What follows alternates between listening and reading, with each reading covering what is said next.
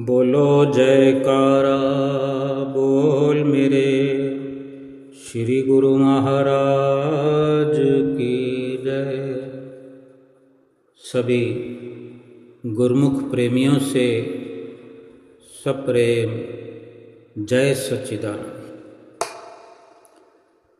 जब चिंता कोई सताए सुमिरन करो, जब व्याकुल मन घबराए सुमिरन करो, कोई राह नजर न आए सुमिरन करो, अगर बात समझ में न आए तो सुमिरन करो। जब हम मुसीबत में होते हैं तो निराश हताश होकर अच्छे समय का इंतजार करने लगते हैं, जबकि सत्य यह है कि समय कोई बदलता नहीं है कि हम अच्छे समय का इंतजार करते रहें कि अच्छा समय आएगा, समय बदलेगा। समय कभी नहीं बदलता, बल्कि हमारे बदलने से समय अपने आप बदलता हुआ नजर आने लगता है। यानी यही समझा जाए कि अगर हम स्वयं बदलें तो मानो समय बदल गया। यानी अच्छे समय का इंतजार नहीं करना चाहिए, बल्कि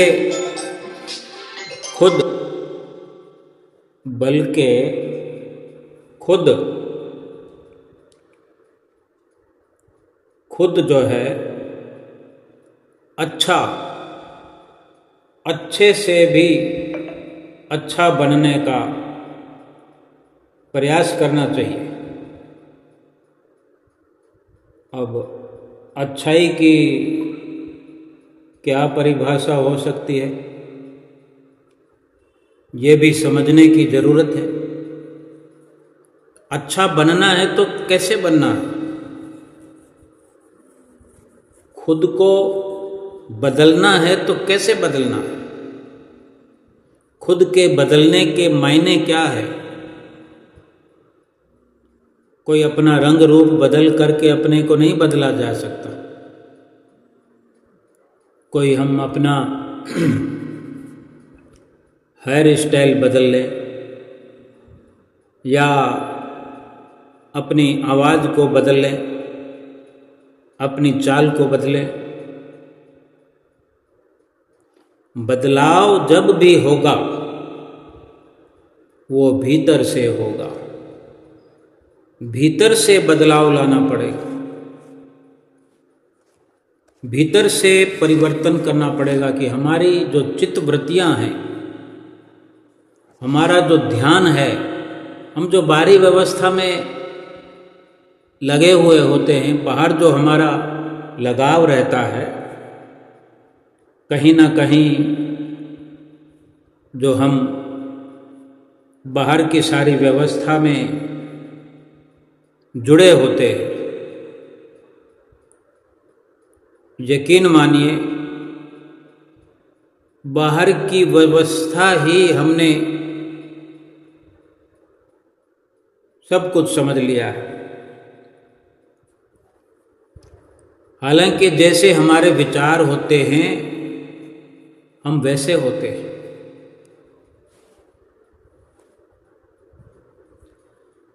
जब तक व्यक्ति ये विश्वास करता है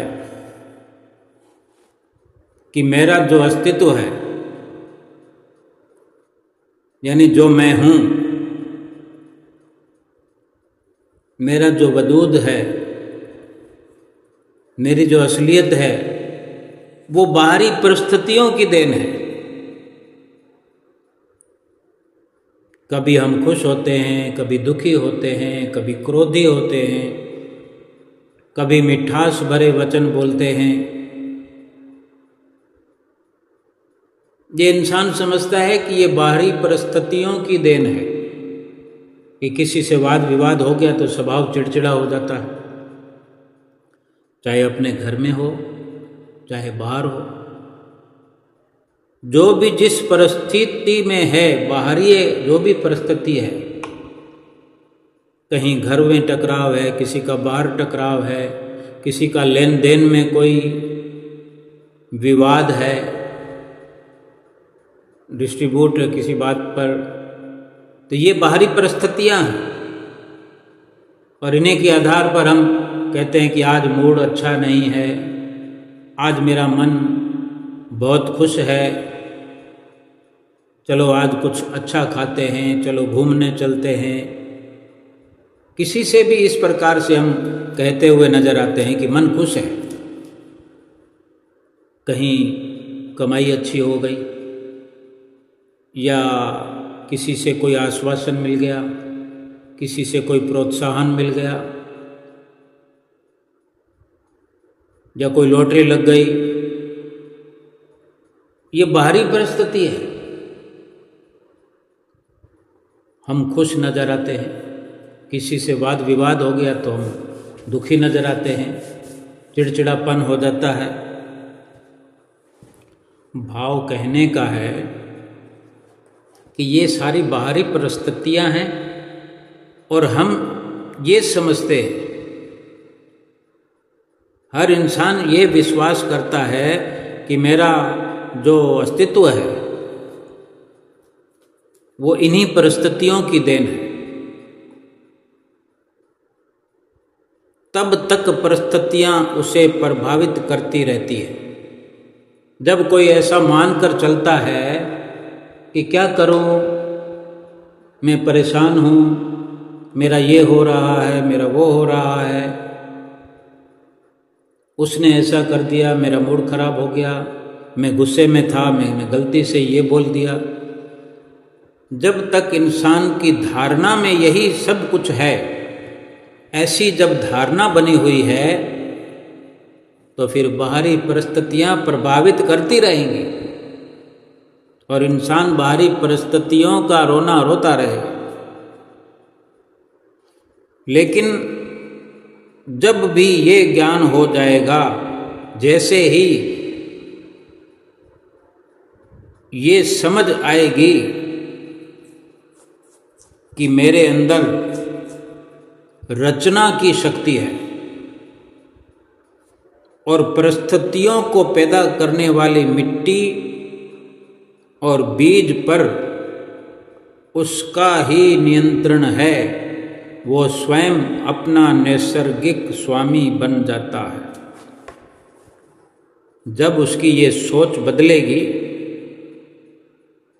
इस असलियत का जब ज्ञान होगा कि मेरे अंदर एक रचनात्मक शक्ति है, कुदरती परमात्मा की देन है, कोई बाहर की परिस्थितियों से ये कहीं कोई जोड़ तोड़ नहीं है। बाहर की परिस्थितियों से न्यारा होकर जब ऐसा अपने अंदर विश्वास पैदा होगा, ज्ञान पैदा होगा कि ऐसी शक्ति है मेरे अंदर और परिस्थितियों को पैदा करने वाली मिट्टी और बीज पर मेरा स्वयं का नियंत्रण है, तो खुद अपना असल मालिक बन जाएगा। फिर परिस्थितियों का गुलाम बन करके नहीं रहेगा, किसी व्यक्ति विशेष का गुलाम बनकर नहीं रहेगा, किसी का मोहताज बनकर नहीं रहेगा, किसी को जिम्मेदार नहीं ठहराएगा। यानी जो व्यक्ति खुद पर, अपने आप पर नियंत्रण, अपने आप पर कंट्रोल तथा अपनी आत्म शुद्धि के प्रयासों की सीमा जानता है कि अपने पर कैसे काबू रखना है, आत्म शुद्धि किस प्रकार से की जाएगी, की जानी है, और ये भी भली भांति जानता है कि परिस्थितियों का निर्माण और उनका विकास विचारों से होता है। परिस्थितियों के द्वारा विचार नहीं बनते, बल्कि अपने विचारों से ही परिस्थितियां पैदा होती हैं। ये बिल्कुल उलट हो गया कि एक इंसान ये विश्वास करता है कि बाहरी परिस्थितियों की देन है मेरा जो अस्तित्व है, मेरा वजूद है, और एक ये सोच है इंसान की कि मैं खुद परिस्थितियों को जन्म देने वाला हूँ। वो तो फिर स्वामी हो गया, अपने आप को जानने वाला, अपने आप का मालिक हो गया। वो किसी का गुलाम नहीं है, न परिस्थितियों का, न देश का, न काल का, न किसी रिश्ते का, न धन का, न जड़ का, न चेतन का, क्योंकि वो आत्म शुद्धि के प्रयासों की सीमा जान गया है। और ये भी वो अच्छी प्रकार से जान गया है कि हर परिस्थिति का जो पैदा होना है वो मेरे विचारों से है, मेरे विचारों से ही संभव है। क्योंकि उसके सामने ये बिल्कुल साफ है कि उसकी परिस्थितियों में जो परिवर्तन हुआ, जब ऐसी जानकारी मिली, जब ऐसा ज्ञान हुआ, जब ऐसा जान पाया इंसान, मैं जब ऐसा जान पाया तो परिस्थितियों में बदलाव होने लगा। जैसा मैं चाहूँ वैसी परिस्थिति हो जाए, तो ये तो बदलाव है, बहुत बड़ा बदलाव है। पहले ये सोचना कि इस वजह से ये हो गया, उस वजह से हो गया, सारा कुछ बाहर की परिस्थितियों से हम अपने क्या भीतर और क्या बाहर हम अपना वजूद समझने लगे। और जब बदलाव आया तो बाहर की कोई परिस्थिति हमें विचलित करने वाली लगी नहीं, क्योंकि परिस्थितियों को जन्म देने वाले हमारे अपने विचार हैं। हमारी परिस्थितियों में जो परिवर्तन हुआ, ये जो परिवर्तन हुआ, हो गया, उसकी सीमा अवधि उतनी ही है जितनी अवधि तक उसकी मनोदशा में परिवर्तन आया था। यानी जो परिवर्तन हम परिस्थितियों में देखने लगे, वो परिवर्तन तब तक रहेगा, उसकी सीमा तब तक है जब तक हमारी ये मनोदशा बनी रहेगी कि मेरे अपने विचार किसी भी परिस्थिति को पैदा करने के लिए काफ़ी है। ये मनोदशा जब तक बनी रहेगी, जब तक ये ज्ञान हमारा बना रहेगा, जब तक स्वयं पर नियंत्रण बना रहेगा, आत्म शुद्धि का प्रयास जब तक चलता रहेगा, ऐसी मनोदशा जब तक बनी रहेगी, तब तक सब कुछ ठीक रहेगा। जैसे ही हम अपने चरित्र के दोषों में सुधार लाने के लिए सच्चे मन से प्रयास करते हैं, उतनी ही जल्दी से उन परिस्थितियों से हम ऊपर उठकर सुख दुख के संसार में पहुंचकर अपना एक स्थान बना लेते हैं। आत्मा उसी को आकृष्ट करती है जिसकी चाहत उसमें छुपी हुई है, जिसे वो पाना चाहती है, जिससे वो भय खाती है, वो उसे पाकर अपने अभीष्ट लक्ष्य को प्राप्त करती है। उन ऊंचाइयों से हीन विचारों और परिस्थितियों के निम्न स्तर तक गिर जाना भी उसी के परिणामों का फल है जो उसे मिलता है।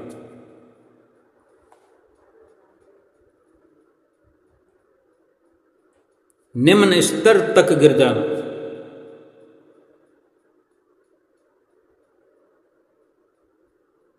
आत्मा उसी को आकृष्ट करती है जिसकी चाहत उसमें छिपी हो। आत्मा को कौन चाहता है? जो आत्म शुद्धि के प्रयास करता हो।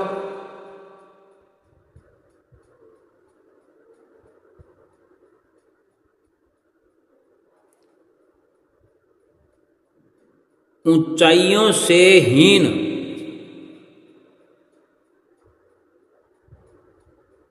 ऊंचाइयों से हीन विचारों और परिस्थितियों के निम्न स्तर तक गिर जाना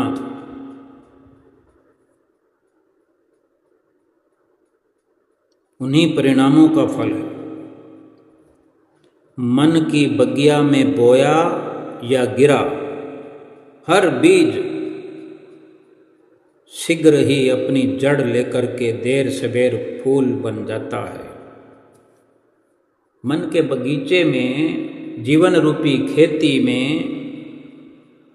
कर्मों का बीज चाहे किसी प्रकार बोया गया हो, जाने में या अनजाने में, बीज को बोया जाए या गिरा दिया जाए। अगर गलती से भी बीज गिर गया है कहीं, उसको हवा पानी लग गया है,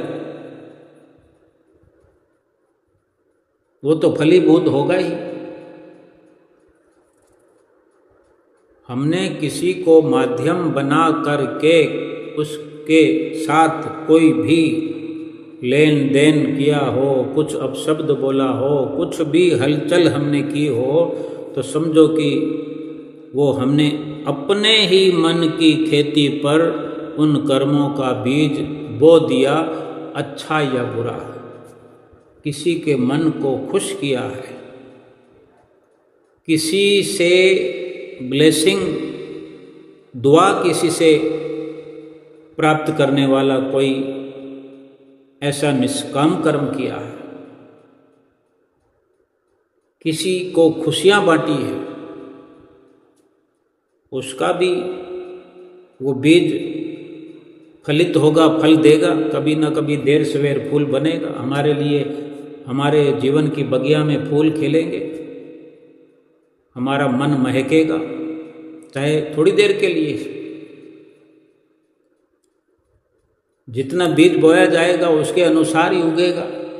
जितना बोते हैं उससे कितना गुना अधिक उगता है। एक बीज से अनेक बीज प्राप्त होते हैं।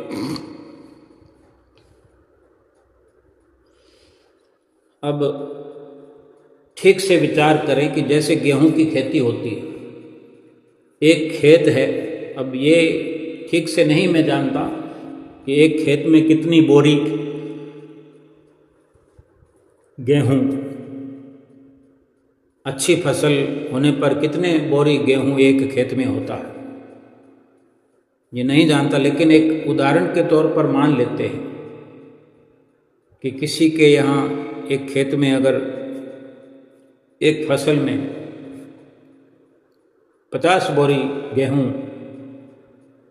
अगर होता है, तो उसका बीज कोई 50 बोरी थोड़ी डालते हैं। बीज तो एक बोरी भी अगर बोया जाए तो उसके अनेक बोरियां उग कर तैयार होती है। उसकी ठीक से जो वर्णन आता है, पंजाबी में वर्णन है, ये सत्संग महापुरुषों का जो वर्णन में आता है कि एक मुट्ठी जो बीज को फेंकते हैं बोने के लिए, जब बुआई होती है तो ये वो ठीक प्रकार से वर्णन है। मुट्ठी को कहते हैं घुंघची। एक मुट्ठी के बदले में लगभग 40 शेर। ये पुरानी कहावत है। जब शेर का ज़माना होता था, किलो तो बाद में आया, और शेर का लगभग 1 किलो में 900 ग्राम होता है। जैसे किलो में लीटर या किलो में शेर, तो उसको ऐसे वर्णन में लाया जाता है कि घुंघची भर जो बोइए उगे पसेरी 8। पसेरी यानी 5 शेर, और 8 को 5 से करो तो 40 शेर हो गया, 30-35 किलो हो गए एक मुट्ठी भर में। तो सोचो कि जैसा भी हम कर्म बोएंगे, किसी के प्रति व्यवहार है, किसी के प्रति बोलचाल है, किसी के प्रति सोचा भी है, बुरा करने के लिए सोचा भी है, बुरा अगर नहीं कर पाए हैं लेकिन बुरा करने की कसौटी पर चल रहे हैं, अवसर मिलेगा तो कुछ ना कुछ कर देंगे, पूरा अंदेशा रहता है, पूरा खतरा बना रहता है। कोई कहता है ना, किसी को कहीं अगर किसी की आपस में लड़ाई है, दुश्मनी है, नफरत है, कोई कहता तुझे मार दूंगा मार दूंगा मार दूंगा। कभी 1 महीने में देखते हैं एक दूसरे को, तो ये वर्ड दोहराया जाता है, फिर दूसरे महीने, फिर तीसरे महीने, कभी 6 महीने। जब बार बार ये हम उच्चारण करते हैं, मन में विचार करते हैं, आमना सामना होने पर नोक झोंक होती है, तो कभी ना कभी वो विचार ऐसा मजबूत हो जाते हैं, और क्या पता कोई पिछले जन्मों के प्रारब्ध में थोड़ी बहुत कमी हो, नफरती व्यवहार में कमी हो, और यहाँ फिर हम रोज़ रोज़ आए दिन उसको बढ़ा चढ़ा कर उसका ध्यान करेंगे, उसकी बात करेंगे, उसके लिए सोचेंगे, उसके लिए नफ़रत रखेंगे, नफ़रती बीज हमारे मन में बोए जाएंगे, उसकी सारी जो थॉट है, जो वाइब्रेशन है, वो उसके हमारे मन से उसके मन में जाएगी, हमारे अंदर से उसके अंदर जाएगी। फिर उधर से कुछ नफरती विचार हमारे पास आएंगे। ये एक कुदरती कहा जाता है। नहीं तो देखो, कोई कहीं रहने वाला है, हम कहीं रहने वाले हैं, मन में कभी याद आ गई, ख्याल आ गया, कहीं 2 लोग जिक्र कर रहे हैं, तो हमें गुस्सा आ जाता है, किसी को गुस्सा आ जाता है। फिर कोई सुनने वाला कहता है, भाई क्यों बेकार में गुस्सा कर रहे हो, जिसका तुम नाम ले रहे हो वो तो यहाँ है ही नहीं, वो तो 1000 किलोमीटर की दूरी पर बैठा हुआ है। लेकिन हम अपनी तरफ से ये प्रूफ कर रहे हैं कि हमारे अंदर ऐसी विचारधारा है, तो हमारे अंदर तो बीज बोया ही जा रहा है। तो ये कुछ कुदरती जो भाव हैं, इनसे संस्कार बनते हैं। और बड़ा कोई कार्य हो जाए, रोज़ को कोई कहे किसी को मैं मार दूंगा मार दूंगा, पिछले प्रारब्ध कर्मों की कोई कमियां हों, खामियां हों, एक दूसरे से कोई वैर विरोध हो, और यहाँ उसकी हम फिर पुनरावृत्ति कर रहे हैं, उसको बार बार उलट और गलत ख्यालों में प्रवृत्त होकर के खाद पानी दे रहे हैं, तो वो पिछली कमी प्रारब्ध में जो है वो पूरी हो गई। पूरी होते ही हम उस कार्य को अंजाम दे देंगे कि लो आज तुम्हें मैं मार देता हूँ। देखते ना, जहाँ झगड़ा फसाद होता है तो निकल कर आता है कि ये हमारी 2 साल से रंजिश चल रही है, 5 साल से चल रही है, कोई कहता है कि हमारे तो बचपन से ही चल रही है, तो कभी ना कभी उस अंजाम को पहुँच जाते हैं। और अगर कोई आत्मा की शुद्धि करने वाला है, आत्मिक शुद्धि के प्रयासों की सीमा में रहता है, उसके अंदर नफरत नहीं होती, क्रोध नहीं होता, क्योंकि वो जानता है कि इस प्रकार से विचार करना भी मेरे लिए बहुत दुख का कारण हो सकता है, मेरे लिए बहुत बड़ी मुसीबत हो सकती है। इसलिए मन की खेती पर, मन की बगिया में बोया हुआ या गिरा हुआ हर बीज विचारों का, संस्कारों का, कर्मों का कभी ना कभी अपनी जड़ को पकड़ेगा। देर सवेर वो फूल या कांटा बनेगा और फिर प्रतिफल के रूप में अवसर तक परिस्थितियों का निर्माण करता है। साफ सुथरे सुंदर विचारों का फल मीठा होता है, अशुद्ध और गलत विचारों का फल कड़वा होता है। अब काटना तो हम ही को पड़ेगा, हमने जो बोया है वो काटना भी पड़ेगा।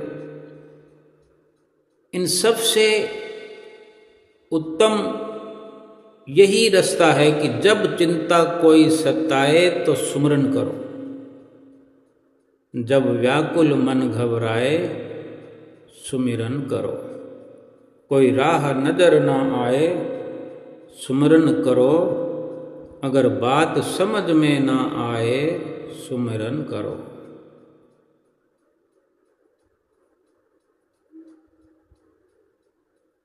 अच्छे समय का इंतजार करने की जरूरत नहीं है,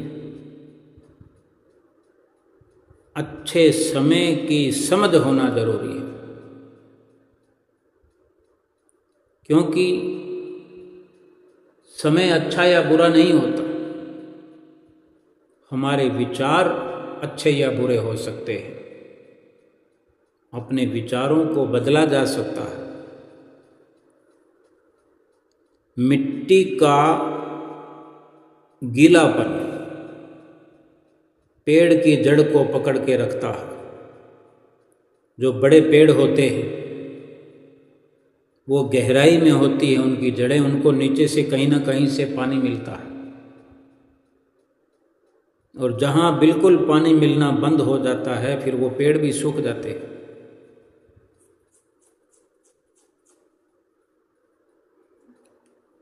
अपने घर में किसी पौधे को देख सकते हैं, गमले में पौधा लगा उसको देख सकते हैं कि जड़ में जो मिट्टी है, जड़ के साथ जब तक उसमें गीलापन है, थोड़ा बहुत भी गीलापन है, तो वो पौधा, वो फूल, वो छोटा मोटा पेड़ खड़ा रहेगा। और जब बिल्कुल खुश्की आ जाएगी, गीलापन बिल्कुल खत्म, ऐसे ही शब्दों का मीठापन भी किसी भी अच्छे व्यवहार को पकड़ के रखता है। मालिक से प्रेम करो, प्रभु नाम से प्रेम करो, सुमरन से प्रेम करो, अपने भीतर करुणा बना करके रखो।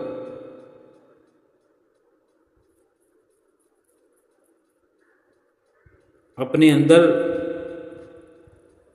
गीलापन बना के रखो। बादलों की तरह अपना जीवन हो कि वर्षा करते रहे, फूल खिलते रहे, शीतल बने रहे, शांत बना रहे।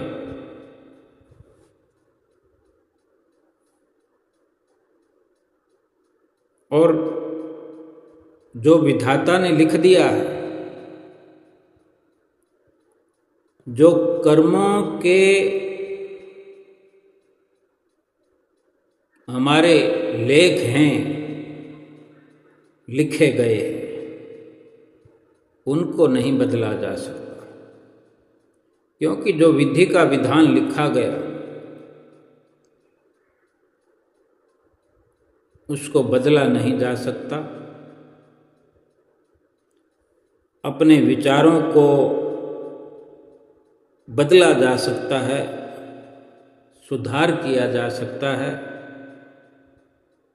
और रात दिन भजन सुमरण करके जो प्रारब्ध भोग हैं उसको शांत प्रिय होकर के भोगा जा सकता है। ये शक्ति इन निष्काम कर्मों से, भजन सुमरण से शक्ति प्राप्त होती रहती है और इसी के साथ एक हमारे अंदर ऐसी ताकत बढ़ती रहती है कि हम आए हुए हर दुख को सहन कर जाएं और भजन सुमरण का ये लाभ होता है कि आगे के लिए हमारा ये भजन सुमरण जो है मार्ग प्रशस्त करता है। जो विधि ने निर्धारित किया है वो तो होकर रहेगा। भगवान भी इस दुनिया में अवतार लेकर के आए हैं तो कुछ बदला थोड़ी गया है। वो विधि के विधान को बदल भी सकते हो लेकिन उन्होंने मर्यादा में रहकर कुछ भी बदला नहीं है, क्योंकि एक आदरणीय आदर्श बन करके हमारे सामने उपस्थित हुए समय समय पर। भगवान श्री राम का विवाह और राज्याभिषेक दोनों शुभ मुहूर्त देख कर किए गए थे। ना वैवाहिक जीवन सफल हुआ, ना राज्याभिषेक। और जब मुनि वशिष्ठ ने इसका उत्तर मांगा गया, मुनि वशिष्ठ से जब इसका उत्तर मांगा, उत्तर पूछा, जवाब चाहा, तो उन्होंने साफ कह दिया, सुनहु भरत भावी प्रबल बिलख कहूँ मुनिनाथ, हानि लाभ जीवन मरण यश अपयश विधिहास। यही कहा कि जो विधि ने निर्धारित किया है वो तो होकर रहेगा। ना राम के जीवन को बदला जा सका, ना कृष्ण के, ना ही महादेव शिव जी सती की मृत्यु को कोई टाल सके, जबकि महामृत्युंजय मंत्र उन्हीं का आह्वान करता है। ना गुरु अर्जन देव जी और ना ही गुरु तेग बहादुर साहब जी और दशमेश पिता गुरु गोविंद सिंह जी अपने साथ होने वाले विधि विधान को नहीं टाल सके। वे आप समर्थ थे।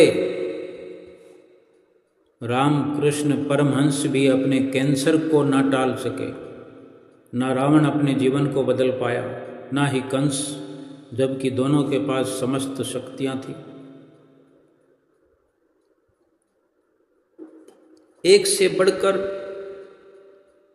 एक प्रमाण है।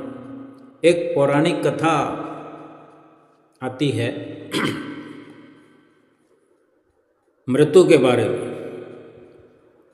कोई किसी को कितना बचा ले, ऐसा लगने लगता है कि मुझे बचाया जा रहा है, लेकिन परिणाम ये होता है कि मुझे बचाया नहीं जा रहा था, मुझे मौत के मुंह में धकेला जा रहा था। ये पौराणिक कथा जो है यही दर्शाती है। इस कथा के अनुसार भगवान विष्णु गरुड़ पर बैठकर कैलाश पर्वत पर गए। द्वार पर गरुड़ को छोड़कर भगवान श्री हरि खुद भगवान शिव से मिलने अंदर चले गए। तब कैलाश की प्राकृतिक शोभा को देखकर गरुड़ मंत्र मुग्ध थे, उस शोभा को निहार रहे थे। तभी अचानक उनकी नज़र एक खूबसूरत छोटी सी चिड़िया पर पड़ी। चिड़ियाओं में भी एक से बढ़कर एक चिड़ियाएं होती हैं, मनोहारी रूप सौंदर्य लिए हुए, फिर उनका चहकना। गरुड़ उस पर मंत्र मुग्ध थे। पहले कैलाश की प्रकृति शोभा को देखकर मंत्र मुग्ध थे, और जब उस चिड़िया को देखा तो वो चिड़िया कुछ इतनी सुंदर थी कि गरुड़ के सारे विचार जो कैलाश पर्वत को देखने में लगे हुए थे वो सारे विचार उस चिड़िया की ओर आकर्षित हो गए। उसी समय वहीं कैलाश पर यमराज पधारे और अंदर जाने से पहले उन्होंने उस छोटे से पक्षी को कुछ आश्चर्य की नज़र से देखा। ऐसा देखा जैसे वो कोई रचना रचा रहे, कुछ गरुड़ को कुछ इशारा कर रहे हो, कुछ प्रेरणा दे रहे हो। गरुड़ को भी ऐसा समझ में आया। यमराज की दृष्टि जो चिड़िया पर पड़ी,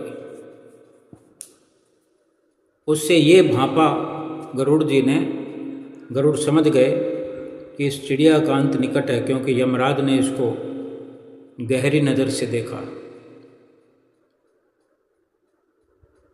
और यमदेव जब कैलाश से बाहर निकल के आएंगे तो इस चिड़िया को यमलोक ले जाएंगे, ऐसा सोचने लगे गरुड़ जी। अब गरुड़ जी को दया आ गई, इतनी छोटी और सुंदर चिड़िया को मरता हुआ ना देखना पड़े मुझे। तो गरुड़ जी ने तुरंत उसे अपने पंजों में दबाया, कैलाश पर्वत से हजारों कोसों दूर एक जंगल में एक चट्टान के ऊपर जाके छोड़ दिया, इस भाव से कि अब दोबारा जब यमराज बाहर आए तो चिड़िया को ना देखे, चिड़िया बच जाए। गरुड़ जी वापस कैलाश पर आ गए। और इसी प्रकार जब यमराज बाहर आए तो गरुड़ ने पूछ लिया कि आपने उस चिड़िया को इतने आश्चर्य भरी नज़र से क्यों देखा था? अब उधर तो चाहते हैं कि चिड़िया को वो देखे ही नहीं और सीधा अपना जो कार्य करने आए हैं वो कार्य करके चले जाएं, और इधर फिर वो अपनी चतुराई पर नाज करते हुए चिड़िया का फिर जिक्र कर रहे हैं। अब कौन जाने कि यमराज किस लिए आए थे। अब तक तो यही निश्चित हुआ कि कैलाश पर्वत भगवान से मिलने आए थे। जब पूछा गरुड़ जी ने यमराज से कि चिड़िया को तुमने इस दृष्टि से क्यों देखा, तो यमदेव बोले, गरुड़, जब मैंने उस चिड़िया को देखा तो मुझे ये समझ में आ गया कि अब वो चिड़िया कुछ ही पलों के बाद, कुछ सेकंडों के बाद यहाँ से हजारों कोस दूर एक नाग के द्वारा मरने वाली है। नाग उसको डस कर खा जाएगा। यानी कुछ ही पल में हजारों कोस दूर एक नाग उसको खाएगा। लेकिन मैं जो उसे देख रहा था तो मुझे ये भी चिंता थी, मैं इस सोच में भी था कि लेकिन कुछ पलों में हजारों कोस दूर एक नाग ने इसको डस करके खाना है, ऐसा उसका विधान है। लेकिन मैं इस सोच में पड़ गया कि इतनी जल्दी है, इतनी दूर जाएगी कैसे। पर अब मैं ये निश्चिंत हो गया हूँ देखकर कि वो यहाँ पर नहीं है, तो इसका मतलब वो वहाँ पहुँच गई और मर चुकी होगी। इतनी बड़ी बात जब यमदूत ने, यमराज ने कही तो गरुड़ सब कुछ पूरा इतिहास समझ गए। क्या कि मौत जो है टाले नहीं टलती। चाहे कितनी भी चतुराई की जाए, क्योंकि सारी चतुराई उन्होंने की थी, उनको दया आई। अब असली मतलब की जो बात है, हमें इससे यही समझने की जरूरत है कि भगवान श्री कृष्ण भी कहते हैं, क्या कहते हैं भगवान श्री कृष्ण मद् भगवद गीता में, कि कर्ता तू वो है। इंसान के प्रति कहते हैं कि इंसान, करता तू वो है जो तू चाहता है, परंतु होता वो है जो मैं चाहता हूँ। करता तू वो है जो मैं चाहता हूँ। अब इंसान तो सोचता है कि मैंने किया, तो भगवान ने दोनों तरीके से समझा दिया कि करता तू वो है जो तू चाहता है, यानी तू अपनी समझ से तो तू कर रहा है कि मैं ऐसा कर रहा हूँ, मैं वैसा कर रहा हूँ, परंतु भगवान कहते हैं कि होता वही है जो मैं चाहता हूँ। और फिर से ठीक से समझा दिया कि ये इंसान, करता तो वो है जो मैं चाहता हूँ, फिर होगा वो जो तू चाहेगा। यानी अगर तू वो करने लग जाए जो मैं चाहता हूँ, फिर वो होगा जो तू चाहेगा। अब ये इंसान खुद सोचे, मनुष्य अपने जन्म के साथ ही जीवन मरण, यश अपयश, लाभ हानि, स्वास्थ्य, बीमारी, शरीर, रंग, परिवार, समाज, देश, स्थान, ये सब पहले से ही निर्धारित करके आता है।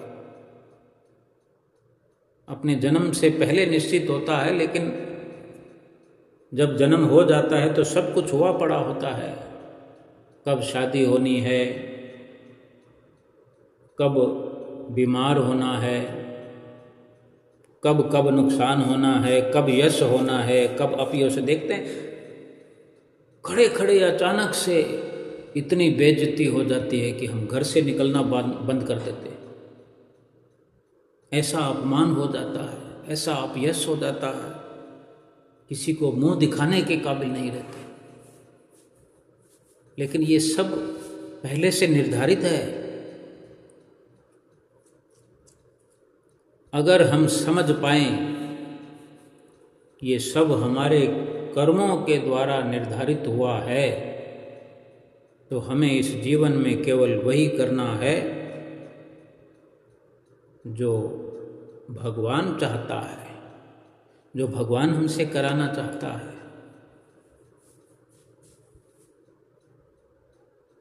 फिर हम वो चाहता है वो हम करते जाएं, फिर वही होता जाएगा जो हम चाहते हों। लेकिन ये फिर दोनों बात अलग नहीं रह सकती। जब भगवान की चाहना के अनुसार हम कर्म करने लगेंगे, निष्काम कर्म, भजन, भक्ति, सुमरन, कीर्तन, यही चाहता है भगवान। भगवान ने खुले शब्दों में कहा है कि अगर जन्म लेकर के कोई भगवान का भजन नहीं करता है, सुमरन नहीं करता है, उसको जीने का अधिकार नहीं है। उसने अपने साथ धोखा किया है, भगवान के साथ भी धोखा किया है। भगवान को अफसोस होता है कि मनुष्य जीवन पा करके अगर भजन भक्ति नहीं करता है, सुमरन नहीं करता है, नाम की कमाई नहीं करता है, वो जीने का अधिकारी नहीं है।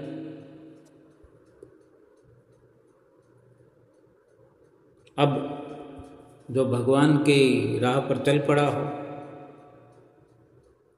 भजन करे, भक्ति करे, सुमरन करे, 24 घंटे भगवान का ध्यान करे, हमें रोज रात दिन सतगुरु से शिक्षा दीक्षा मिलती है, हर गुरुमुख को मिलती है कि 24 घंटे सतगुरु का ध्यान अपने मस्तिष्क में लगा कर रखो, धारण करके रखो।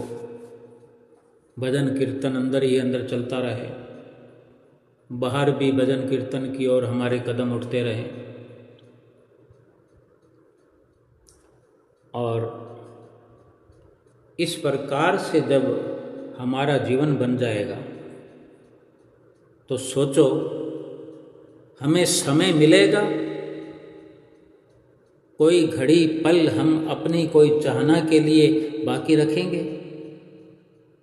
24 घंटे जो भगवान का ध्यान करेगा, भगवान के नाम में अपनी सुरत लगा के रखेगा, भक्ति के लिए भागा फिरता रहेगा, काम धंधा बमुश्किल करेगा जरूर, लेकिन मन उसका उचाट रहेगा, भगवान के नाम में सुरती लगी रहेगी। सोचेगा कब दुकान से फारग होऊं, मैं आरती पूजा करूं,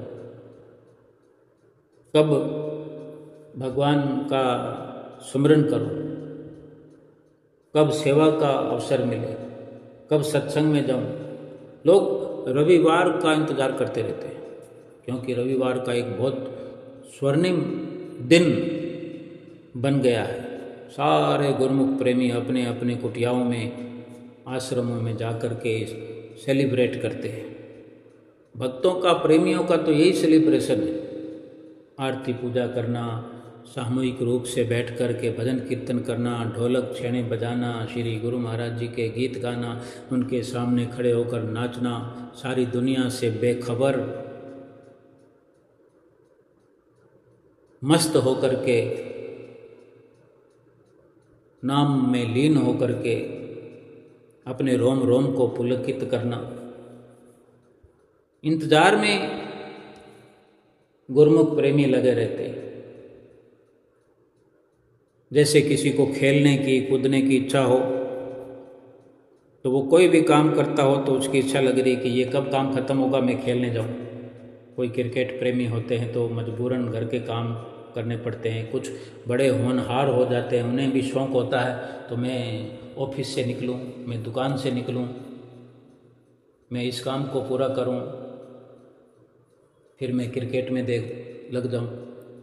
और जो काम कर रहे होते हैं उसमें भी मोबाइल हाथ में लेकर बैठे हुए हैं। ऑफिसों में भी आजकल वो LCD दीवारों पर लगी होती है, नहीं तो अपने कंप्यूटर में वर्क करते हुए बीच बीच में देख लेते हैं कहीं क्रिकेट का मैच आ रहा है, मोबाइल में देख लेते हैं। जिस काम में लगन है उसको तो बीच बीच में हर कोई करता ही रहता है। ऐसे ही जिसको नाम में लगन लग जाए, नाम की लगन लग जाए, जैसे भक्तिमती साध्वी मीराबाई को लगन थी, मेरो तो गिरधर गोपाल दूसरो न कोई।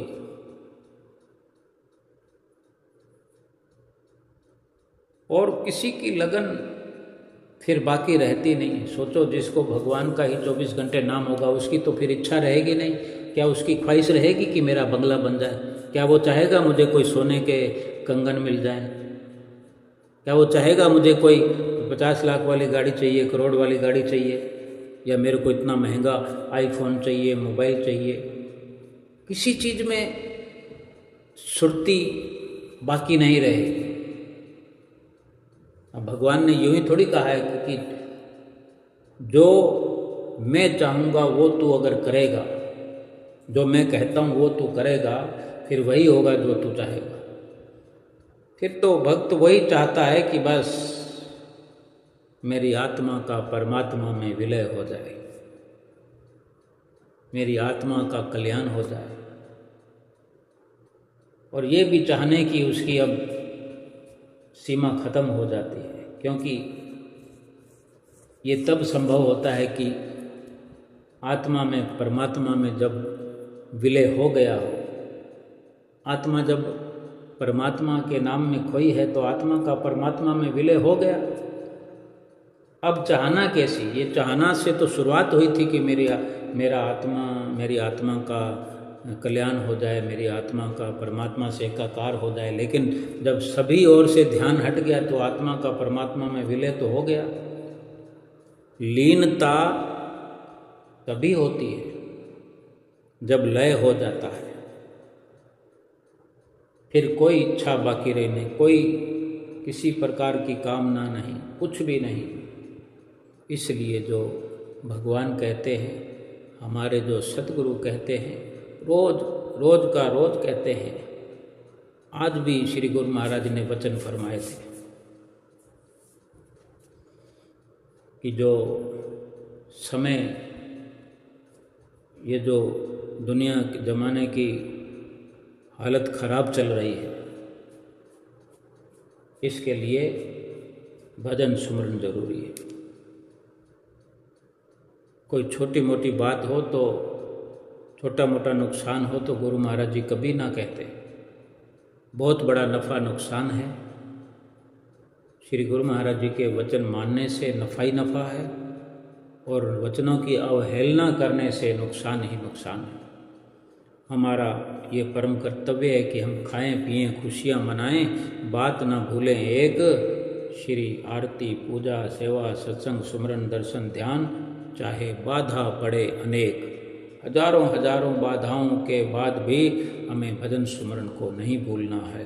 बोलो जयकारा बोल मेरे श्री गुरु महाराज की जय।